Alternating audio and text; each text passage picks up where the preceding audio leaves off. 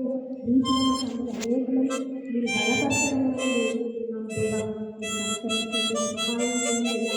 ఇంతమంది అనేకులకి కుటుంబ సభ్యులను బట్టి అవమానాలు కలుగుతున్నాయి. వారి ప్రవర్తనలో పిల్లలు సరిగ్గా లేరని అన్నాడు ఏలియా.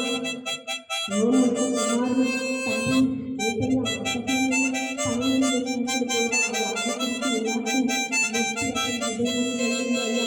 సమూయేలు నా సమూయేలు నాకు ప్రవర్తన ఆ పిల్లలకి ఏదైతే అతనికి ఇలా అవమానాలు కలిగే కారణంగా పిల్లలు చేశారో యోగు విశ్వాసంతో నేను యథార్థవంతమైన భార్య దేవుని దర్శించి ఆనందమైనట్లుగా అయ్యా లేచిన